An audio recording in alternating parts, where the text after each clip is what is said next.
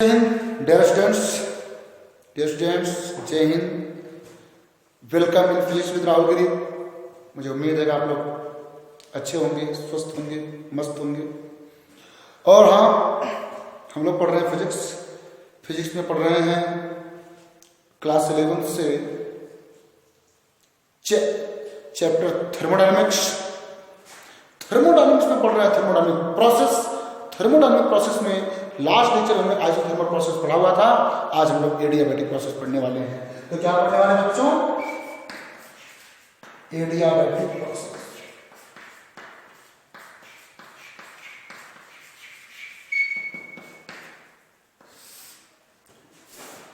बेटा, adiabatic process में क्या होता है मैंने बताया था, there is no exchange of heat between system and surrounding.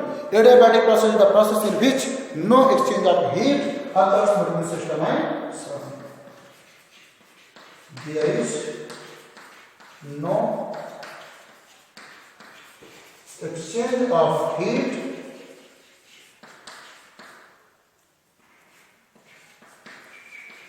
between system and surrounding.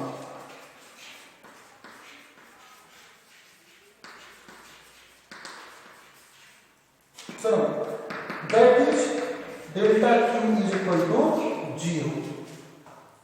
इसमें delta Q is equal to क्या होता है बेटा? 0 होता है। मीन्स सिस्टम और सराउंडिंग के बीच हीट का कोई भी एक्सचेंज नहीं होना चाहिए। मतलब अगर किसी कंटेनर में गैस को हमने भर के रखा हुआ है, किसी कंटेनर में गैस को हमने भर कर रखा हुआ है, ऊपर पिस्टन लगा रखा है, ये बेटा ध्यान देना है।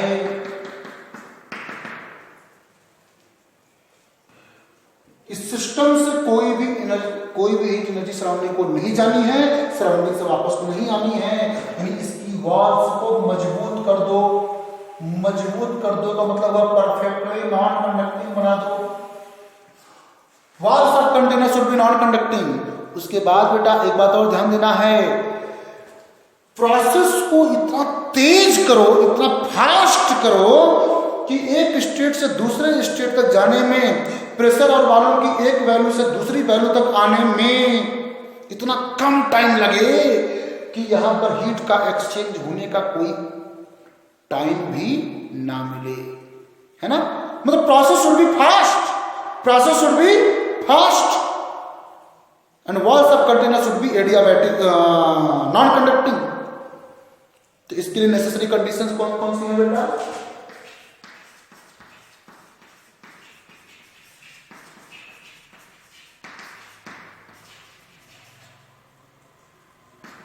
पहले बात क्या है? The process should be very fast. The process should be very fast. और दूसरा क्या होना चाहिए बेटा? Walls of container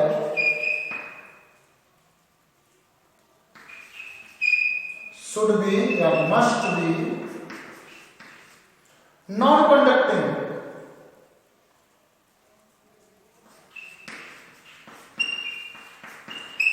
perfectly non conducting. Okay, ये चीजें होनी चाहिए। आइए देखते हैं इसके लिए प्रेशर, वॉल्यूम और टेम्परेचर में रिलेशन क्या आएगा, है ना। तो एक छोटी सी हेडिंग बनाते हैं इसमें, relation between pressure, volume and temperature for adiabatic process.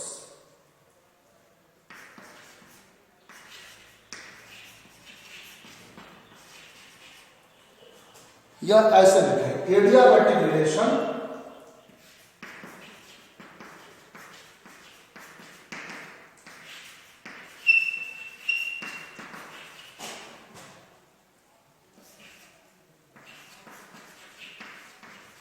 between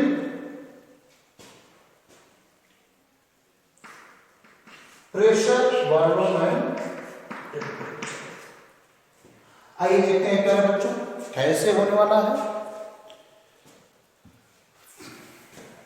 according to, इसका मतलब according to first law of thermodynamics, मैं शॉर्ट में लिख रहा हूं,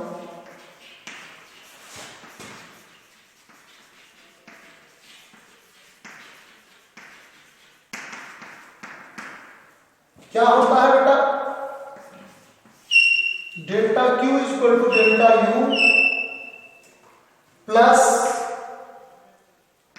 delta W plus delta W, but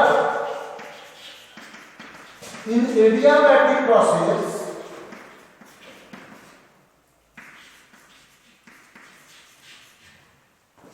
delta q is equal to 0, delta u is equal to cv delta t। बेटा n cv delta t होता है, n number of moles, but यहां पर गैस का 1 मोल ले रहे हैं, फॉर 1 मोल ऑफ गैस क्या होगा, n इक्वल टू 1 हो जाएगा। And delta W equal to P delta V होता है, आप लोग जानते हो, P डेल्टा V होता है, आप लोग ये बात जानते हैं, very simple. Now we get 0 equal to CV delta T plus P delta V। Let us consider it as equation number 1. Let us consider it as equation number 1. आइए delta T की वैल्यू किसी और तरीके से निकालने की कोशिश करते हैं। तो from ideal gas equation we know that ideal gas equation, what do you know, PV is equal to n की वैल्यू तो रखनी है RT, क्यों, क्योंकि n की वैल्यू 1 ले लिया गया है वहां पर। Now differentiating on both side, दोनों तरफ का डिफरेंशिएशन करते हैं।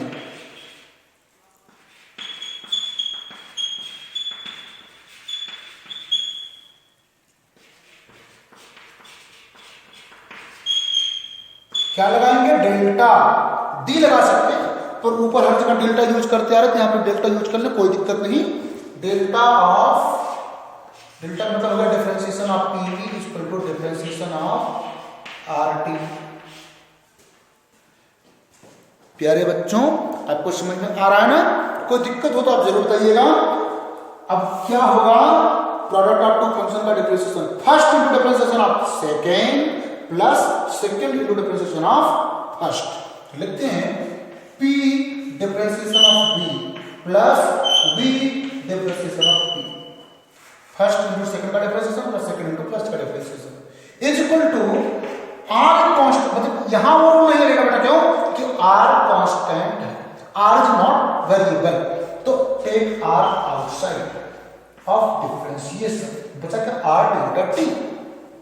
यहां से डेल्टा टी की वैल्यू निकालने की कोशिश करेंगे बेटा, डेल्टा टी इक्वल टू हो जाएगा P delta V plus V delta T upon R। बहुत ही सिंपल सा फार्मूला आ गया आपके पास। इक्वेशन नंबर 2, इक्वेशन नंबर 1 और 2 को अगर मिला के देखा जाए तो बेटा क्या आने वाला है, फ्रॉम इक्वेशन नंबर 1 एंड 2 क्या बनेगा, CV डेल्टा टी का value P delta V plus V delta P upon R plus P delta V is equal to 0।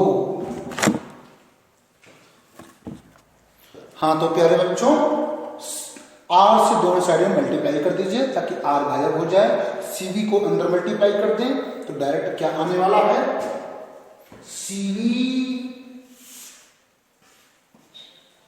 into P delta V plus CV into V delta P plus R into P delta V is equal to 0। R से multiply के इधर R cancel हो गया, इधर RP हो गया, इधर तो 0 हो जाएगा। RP डेल्टा T इसको मैंने लिखा, CV को अंदर दो में मल्टीप्लाई किया, है ना। कुछ लोग तीनों में कर देते हैं, नहीं भैया, ब्रैकेट के अंदर जो है सिर्फ उसी मल्टीप्लाई होगा। ओके, आप जानते हो इस बात को।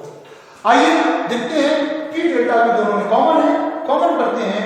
मिलेगा CV plus R into P delta V plus CV into V delta T is equal to 0। यहां पर लिखा जाएगा CP, क्या लिखा जाएगा, CP into P delta V plus CV into V delta P is equal to 0। ऐसा क्यों हुआ बेटा, क्योंकि CV प्लस R बराबर CP होता है। यहां लिखते since CV plus R equal to CP। उसके बाद बेटा देखो यहां पर क्या कर सकते हैं, divide both side by CVPV। CVPV से दोनों साइड में क्या डिवाइड, CVPV डिवाइड करो CVPV, यहां पर करो डिवाइड CVPV। ये बेटा PP से कैंसिल, CP बाई CV का मतलब होता है गामा, तो gamma delta V upon V आ गया प्लस CV से कैंसिल, V से cancel, delta P by P आ गया। 0 में किसी भी चीज से डिवाइड करो तो 0 ही आता है, you know it very well. यहां पर लिखोगे since CP upon CV means gamma, specific heat ratio. ए बेटा अब इंटीग्रेट करो दोनों साइड का, क्या किया जाए, इंटीग्रेट किया जाए दोनों साइड का। Now integrating on both side,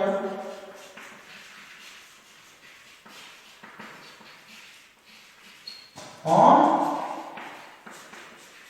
both side, दोनों तरफ का बेटा इंटीग्रेशन करने जा रहे हैं हम। तो क्या होने वाला है, integration of delta P by P plus gamma constant है बाहर, delta V by V is equal to 0। But integration हो जाएगा तो इक्वल टू कांस्टेंट हो जाएगा। तो बेटा ये देखते हैं इंटीग्रेट करके क्या होने वाला है, डेल्टा P बाई P वही integration of dx by x मतलब log x हो जाएगा ln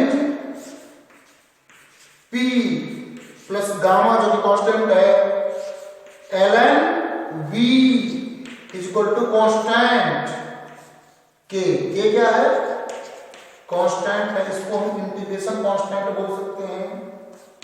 ओके बेटा गामा आ जाएगा V का पावर में ln P plus ln V power gamma is equal to constant के, है ना। क्यों ऐसा हुआ, क्योंकि n ln m is equal to ln m power n हुआ करता है, ये फार्मूला आप लोग जानते हैं। तो बेटा यहां पे log m into log mn, तो ln PV power gamma is equal to k आ गया। क्यों, क्योंकि फार्मूला है ln A plus ln B is equal to ln AB, multiply कर लेते हैं और बेटा अब हो जाएगा ये PV power gamma equal to E power K। क्यों, क्योंकि जानते हो log m to the base E equal to n होता है, m equal to E power n होता है। तो ये log वाले फार्मूले यहाँ पर सारे यूज हो रहे हैं बेटा। तो PV power gamma equal to E power K, इसको एक नया कांस्टेंट नाम दे दें, तो PV power gamma equal to, ये भी कांस्टेंट है, C लिख देते हैं, एक नया कांस्टेंट बोल दिया, C मतलब कांस्टेंट। ओके बेटा, तो this is the adiabatic relation between pressure and volume for adiabatic process, for adiabatic process, relation between P and pressure and volume, है ना बेटा। तो आप इसको अच्छे से नोट कर लीजिएगा, आप देख लीजिए इसको, ना समझ में आए तो एक बार फिर से देखिए, मुझे उम्मीद है कि आपको समझ में आ गया होगा। आइए टेम्परेचर और भी इसके रिलेशंस को हम बताते हैं, जस्ट वेट फॉर 1 मिनट। तो डियर स्टूडेंट्स, अभी अभी आपने प्राप्त किया PV power gamma is equal to constant, है ना। आइडियल गैस इक्वेशन अगर लिखा जाए since PV equal to RT, क्यों, क्योंकि n की वैल्यू 1 है, this will imply that V equal to RT upon P। Equation number 1, equation number 2 from 1 and 2 number जो भी हो, नंबर आप चेंज भी कर सकते हैं, हो सकता है इक्वेशन नंबर 3, 4 हो, जो भी हो। तो बेटा P इंटू V का वैल्यू कितना है, RT by P to the power gamma equal to C। तो P पावर कुछ नहीं मतलब 1, पावर गामा है तो minus gamma into T power gamma C upon R power gamma, R की पावर गामा आगे डिवाइड, तो ये भी नया कांस्टेंट बन गया। तो इसको हम लोग स्मॉल k से रिप्रेजेंट कर देंगे, ऐसे लिख दें P power minus gamma T power gamma equal to constant. This is the adiabatic relation between pressure and temperature, between pressure and temperature. Since PV equal to RT, therefore P equal to RT upon V। Equation number 3 from 1 and 3 क्या होने वाला है बेटा, P की जगह पे RT upon V लिख दीजिए, V power gamma equal to C है, R से जाकर डिवाइड कर दीजिए, तो T V पावर गामा नीचे से 1 आएगा, minus 1 equal to C by R, means T V power gamma minus 1 equal to constant. ये बेटा this is the adiabatic relation between volume and temperature for an adiabatic process. बात clear? मुझे उम्मीद है कि ये सारी बातें आपको अच्छे से समझ में आ गई होंगी। आइए work done in adiabatic process क्या होता है वो निकालते हैं। बेटा work done in adiabatic process निकालने के लिए same formula, W equal to integration of PdV from V1 to V2। But in adiabatic, for an adiabatic process